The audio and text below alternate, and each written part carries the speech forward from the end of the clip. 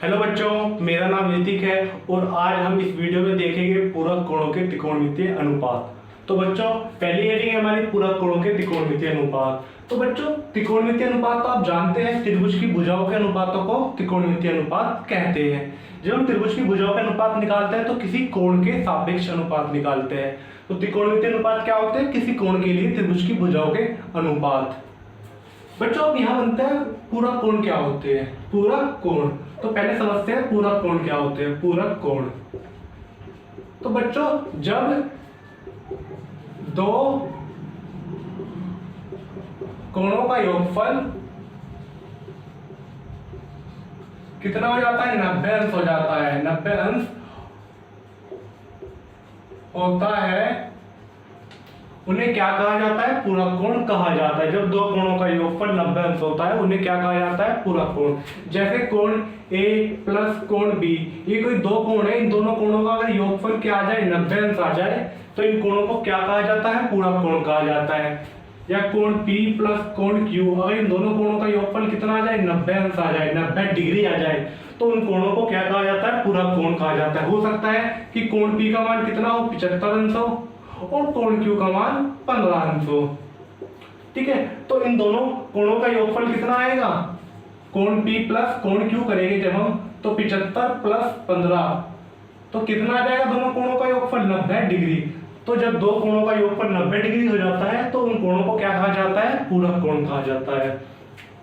तो बच्चों, इस वीडियो में देखेंगे पूरक कोणों के त्रिकोणमितीय अनुपात। तो मैं बच्चों इसको रफ कर देता हूँ, आप इसको नोट कर लीजिए। तो बच्चों, आप समझ गए होंगे पूरक कोण कैसे कहते हैं। जब दो कोणों का योगफल कितना होता है? 90 अंश आता है, उन कोणों को पूरक कोण कहा जाता है। जब दो कोणों के मिलकर जब दो कोण मिलकर क्या बनाते हैं? 90 अंश हो जाते हैं, उन कोणों को क्या कहा जाता है? पूरक कोण कहा जाता है। तो बच्चों, आपने जब त्रिकोणमितीय अनुपात निकाले पहली वीडियो में, तो कैसे निकाले? साइन ए का मान निकाला होगा आपने, कोस ए का मान निकाला, टेन ए का मान निकाला, कोट ए का मान निकाला, सेक ए का मान निकाला और कोसेक ए का मान ज्ञात किया। बच्चों, साइन ए का मान क्या होता है हमारा? लंब बटे कर्ण। मैंने इनको याद करने की एक फंडा बताया था कि LAL अपॉन KKA। लल्लू आम लाया कच्चे कच्चे आम, लल्लू आम लाया कच्चे कच्चे आम। पहले क्या होता है हमारा? साइन, तो साइन क्या हो जाएगा? लंब बटे कर्ण। दूसरा क्या होता है हमारा? कोसे, तो कोसे क्या हो जाएगा? आधार बटे कर्ण। तो कोसे क्या हो जाएगा बच्चों हमारा? आधार बटे कर्ण। तीसरा होता है बच्चों हमारा टेन, लंब बटे आधार। टेन क्या हो जाएगा बच्चों हमारा? लंब बटे आधार। टेन का उल्टा क्या होता है बच्चों? कोट, तो कोट क्या हो जाएगा? आधार बटे लंब। कोट क्या हो जाएगा बच्चों? आधार बटे लंब। कोस का उल्टा क्या होता है बच्चों हमारा? सेक, तो सेक क्या आ जाएगा? कर्ण बटे आधार, कर्ण बटे आधार। और कोसेक किसका उल्टा होता है बच्चों? साइन का, तो कोसेक का मान क्या आ जाएगा? कर्ण बटे लंब, कर्ण बटे लंब। तो हम एक त्रिभुज बनाते हैं ABC। हमने एक त्रिभुज बनाया ABC। कैसा त्रिभुज बनाना है? समकोण त्रिभुज, क्योंकि त्रिकोणमितीय हम किस त्रिभुज के बारे में बात करते हैं? समकोण त्रिभुज के बारे में बात करते हैं। समकोण त्रिभुज किसे कहते हैं? जिस त्रिभुज का एक कोण 90 अंश का होता है।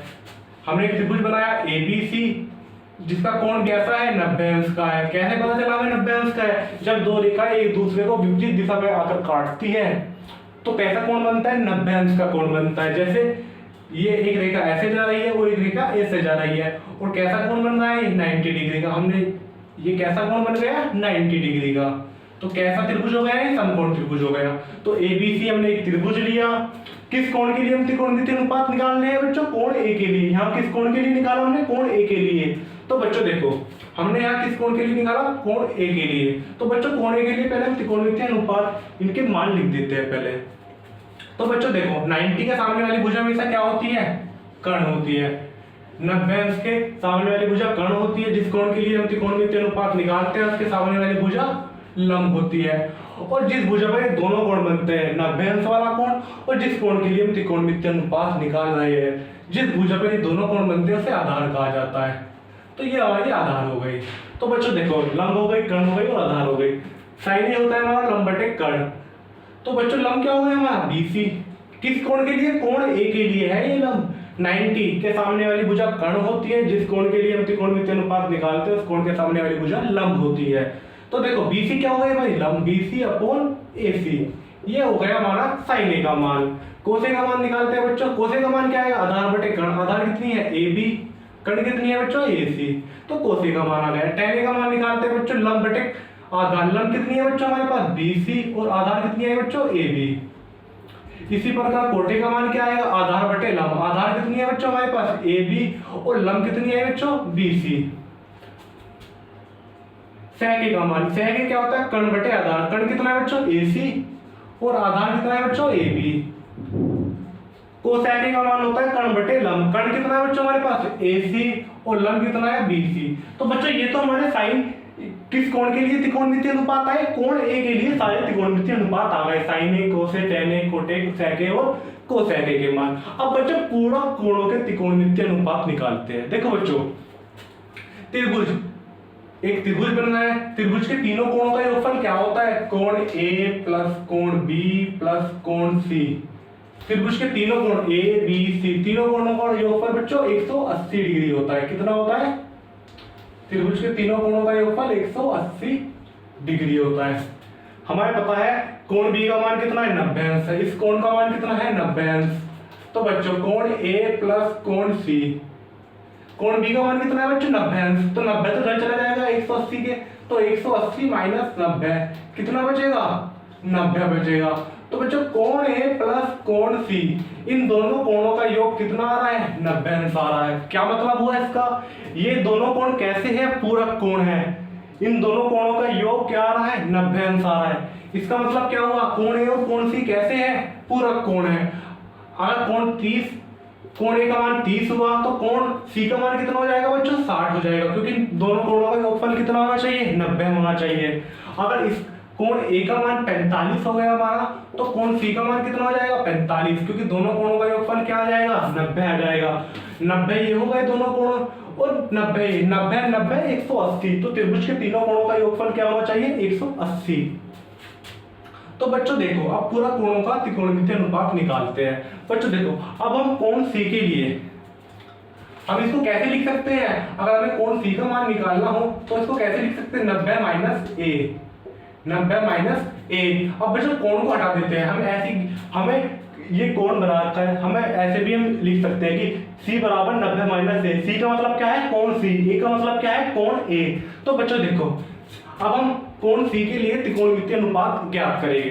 तो बच्चों पहले sin C का ज्ञात करेंगे। sin C, sin के मान क्या होते हैं? हमेशा sin होता ही हमारा क्या होता है? sin हमेशा हमारा लंब बटे कर्ण। cos क्या होता है बच्चों हमारा? हमेशा आधार बटे कर्ण। tan क्या होता है बच्चों हमेशा हमारा? लंब बटे आधार। इसी प्रकार कोट होता है हमारा आधार बटे लंब।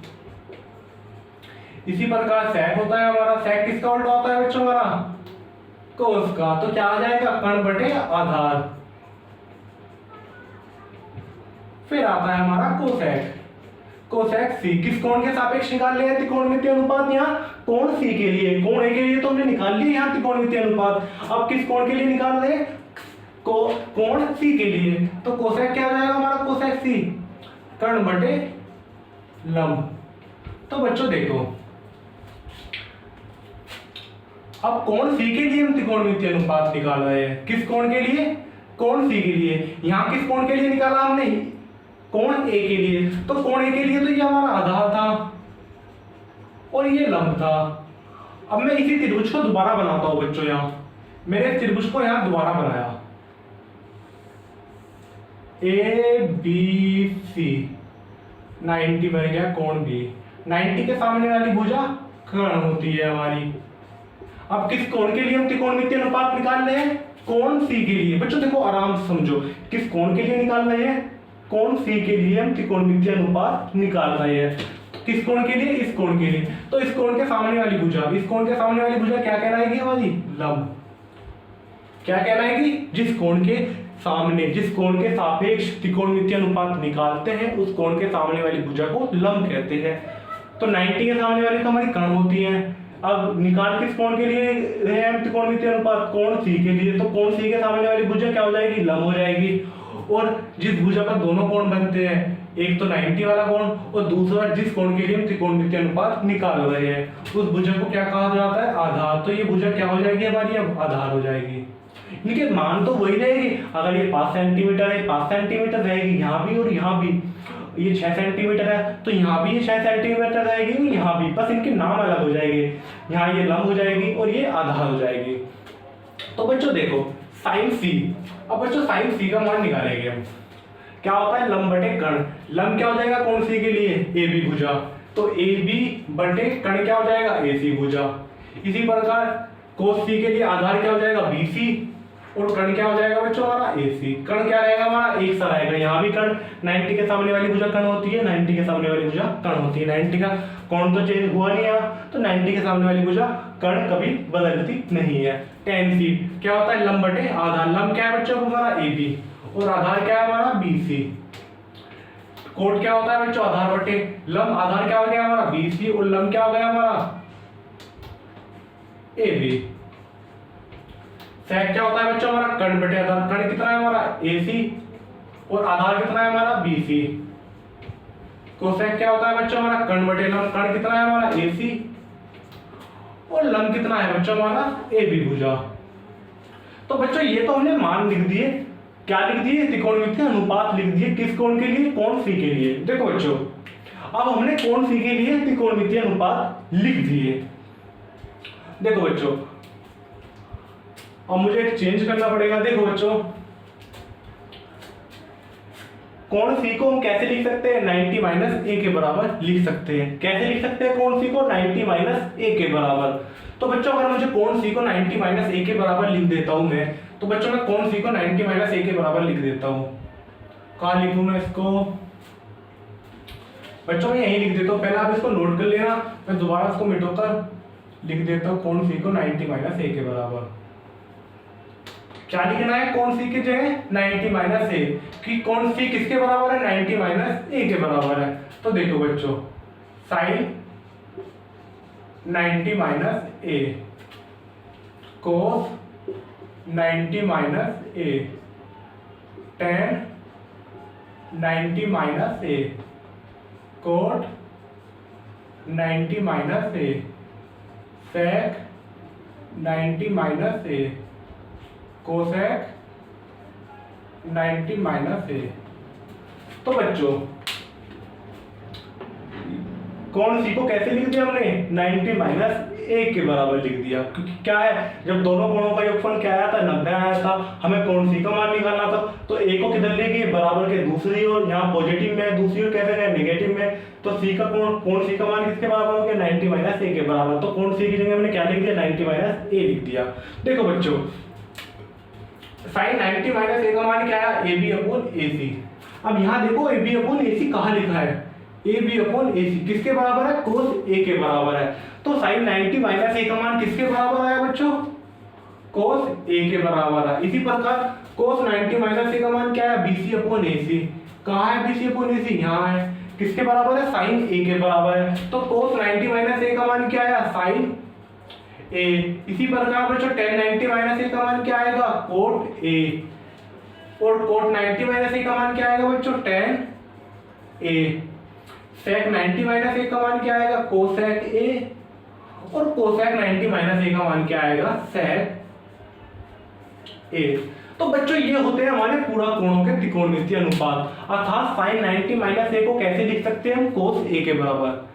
cos 90 माइनस ए किसके बराबर होता है? sin ए के बराबर। tan 90 माइनस ए cot ए के बराबर होता है। cot 90 माइनस ए tan ए के बराबर होता है। sec 90 माइनस ए cosec ए के बराबर होता है। और cosec 90 माइनस ए sec ए के बराबर होता है। अब बच्चों मैं इसको रफ करके इनको पहले साफ साफ लिख देता हूं। देखो बच्चों ये तो मैंने आपको समझाने के लिए बताया है कि ये कैसे आए कोण। देखो बच्चों मैं इसको पूरे को रफ कर देता हूं। पूरा कोणों के त्रिकोणमितीय अनुपात। देखो बच्चों, पूरा कोणों के साइन 90 माइनस ए किसके बराबर होता है बच्चों? कोस ए के, जो मैं आपको समझा चुका हूं। कोस 90 माइनस ए को हम कैसे लिख सकते हैं? साइन ए के बराबर होता है। किसके बराबर होता है? साइन ए के बराबर। tan 90 माइनस ए किसके बराबर होता है बच्चों? कोट ए के। और कोट 90 माइनस ए किसके बराबर होता है? tan ए के। sec 90 माइनस ए किसके बराबर होता है? cosec ए के। और cosec 90 माइनस ए किसके बराबर होता है? sec ए के बराबर होता है। तो बच्चों ये क्या होते हैं? हमारे पूरा कोणों के त्रिकोणमितीय अनुपात कहलाते हैं। ये है क्या बच्चों? जब हमने मान रखे थे तो किस कोण के मान रखे थे? कोण सी के मान रखे थे। तो ये है क्या? कोण सी के मान किसके बराबर है? कोण ए के मानों के बराबर है। 90 माइनस ए किसके बराबर है? कोस ए के बराबर। साइन 90 माइनस ए कोस ए के बराबर। तो बच्चों ये होते हैं हमारे पूरा कोणों के त्रिकोणमितीय अनुपात। अब बच्चों इनके उदाहरण देखते हैं। कुछ पहला उदाहरण लेते हैं हम। तो बच्चों पहला उदाहरण लेते हैं हम। tan 65 बटे कोट 25। हमें इस सवाल को हल करना है। तो बच्चों इस सवाल को जब हमें हल करना है तो बच्चों क्या आपके पास tan 65 का मान है? नहीं है। क्या आपको कोट 25 का मान याद है? नहीं है। ना तो हमारे पास tan 65 का मान है और ना ही हमारे पास कोट 25 का मान याद है। तो बच्चों ऐसे सवालों को हम किस प्रकार हल करते हैं? इन फॉर्मूलों की सहायता से हम हल करते हैं। जो ये हमने रूप निकाले हैं, पूरा कोणों के हमने त्रिकोणमितीय अनुपात निकाले हैं, इनकी सहायता से हम इन सवालों को हल करते हैं। बच्चों कैसे करते हैं? देखो ये tan 65 लिखा है, ये 25 लिखा है।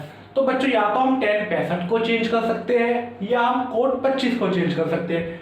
या तो हम ऊपर वाले को चेंज कर सकते हैं या नीचे वाले को, किसी एक को चेंज करते हैं, किसी एक को बदलते हैं। कैसे बदलते हैं? देखो बच्चों हम 65 को कैसे लिख सकते हैं? 90 माइनस 25। 65 को लिख सकते हैं बच्चों, ऐसे लिख सकते हैं। तो 65 को हम 90 माइनस 25 कर लिख सकते हैं। जब 90 में से 25 गए तो 65 ही तो बचेगा। ठीक है बच्चों। तो बच्चों tan 65 को हम कैसे लिख सकते हैं? tan 90 minus 25। 90 में से 25 गए जब भी क्या बचेगा बच्चों? 65 ही बचेगा। और नीचे वाले कोट को कैसे लिखेंगे? बिना छेड़छाड़ किए कोट को जैसा वो लिखा है उसको ऐसे ही लिख देते हैं। ठीक है बच्चों। अब बच्चों कुछ बच्चों के दिमाग में ये आया होगा कि सर अगर हम 100 में से 35 को घटाएं तब भी 65 बचेगा। लेकिन बच्चों जब हम 100 में से 35 को घटाएंगे तो 65 तो बचेगा, ये तो बात आपकी सही है। लेकिन हमें फॉर्म कैसी बनानी है? 90 माइनस ए वाली फॉर्म बनानी है। कैसी फॉर्म बनानी है? 90 माइनस ए वाला रूप लेना है। ठीक है ना। सूत्र में क्या है हमारा? tan 90 minus A is equal to cot A. तो बच्चों सूत्र के हिसाब से हमें क्या बनाना है? 90 माइनस कुछ भी जो भी घटाना है 90 माइनस ए के रूप में हमें घटाना है। तो इसलिए हम किस में से घटाएंगे? 90 में से घटाएंगे, 90 में से घटाएंगे। तो हम ऐसा नहीं लिखते, ये है तो सही पर हम ऐसा नहीं लिखते। हमें सूत्र बनाने के लिए क्या लिखते हैं? हम 90 माइनस ए लिखते हैं। तो बच्चों क्या लिखते हैं? 90 माइनस ए। तो बच्चों देखो tan 90 माइनस 25 लिख देंगे। 90 में से 25 गए जब भी 65 ही बचेगा। तो बच्चों देखो ये कैसी फॉर्म बन गई? tan 90 माइनस ए वाली फॉर्म बन गई। कैसा सूत्र बन गया? tan 90 माइनस ए वाला सूत्र बन गया। और tan 90 माइनस ए किसके बराबर होता है बच्चों? कोट ए के बराबर होता है। किसके बराबर होता है tan 90 माइनस ए? tan 90 माइनस ए किसके बराबर होता है? कोट ए के बराबर। तो tan 90 माइनस ए, ए की जगह बच्चों यहाँ क्या आ गया? 25 आ गया। तो tan 90 माइनस ए किसके बराबर होता है? कोट ए के। कोट ए की जगह बच्चों क्या है यहाँ? 25। तो 25 लिख लिया। पट्टी में क्या था? पहले से ही हमारा बच्चों कोट 25 लिखा हुआ था। तो कोट 25 अपॉन कोट 25। तो कोट 25 को कोट 25 से डिवाइड करेंगे तो क्या आ जाएगा बच्चों? 1 आ जाएगा। तो इस सवाल का हल क्या हुआ बच्चों? हमारा 1। इसी प्रकार बच्चों दूसरा उदाहरण लेते हैं। हम दूसरा उदाहरण लेते हैं बच्चों। साइन 53 बटे कोस 37। इस बार हम नीचे वाले को चेंज करेंगे। ऊपर पिछले उदाहरण में हमने क्या करा, tan को चेंज किया। tan कहाँ था, ऊपर था, लेकिन इस बार हम नीचे वाले को चेंज करेंगे अर्थात कोस को चेंज करेंगे। तो बच्चों देखो साइन को हम ऐसे ही लिख देंगे, साइन 53 बटे कोस। बच्चों 37 को हम और कैसे लिख सकते हैं, अगर हमें फॉर्मूला बनाना है तो किस में से माइनस करना पड़ेगा, 90 में से। तो 90 में से क्या माइनस करें कि 37 आए, 53। अगर 90 में से 53 गए तो बच्चों क्या बचेगा, 37 बचेगा। तो 37 को कैसे लिख सकते हैं, 90 माइनस 53 के रूप में लिख सकते हैं। तो cos 90 माइनस 53, जब भी क्या बचेगा, 37 ही तो आएगा। 90 में से 53 गए क्या हो जाएगा, 37, तो cos 37 हो जाएगा। तो cos 37 को हमने कैसे लिख दिया, cos 90 माइनस 53। तो बच्चों देखो cos 90 माइनस a किसके बराबर होता है बच्चों, sin a के। कौन सा सूत्र बन गया बच्चों, ये cos 90 माइनस a वाला सूत्र बन गया। cos 90 माइनस a की जगह बच्चों यहाँ क्या आ गया, 53 आ गया। तो पहले वाला को लिखा हमने sin 53, ऊपर ऐसे ही लिख दिया। नीचे cos 90 माइनस a किसके बराबर होता है, sin a के। sin a की जगह बच्चों यहाँ क्या है, 53, तो sin 53। तो क्या आ गया बच्चों, sin 53 अपॉन sin 53। sin 53 को sin 53 से डिवाइड करेंगे तो बच्चों क्या आएगा, 1 आएगा। इस प्रकार बच्चों हम इन सवालों को हल करते हैं। अगर बच्चों आपको ये वीडियो अच्छी लगी हो तो आप लाइक कीजिए, कमेंट कीजिए और शेयर कीजिए। अगर आपको कुछ भी डाउट हो तो आप मुझे कमेंट में पूछ सकते हैं। अगर आपको इस वीडियो के नोट्स चाहिए तो आप मुझे कमेंट कर सकते हैं। अगली वीडियो में हम देखेंगे इस चैप्टर की तीसरी एक्सरसाइज 8.3।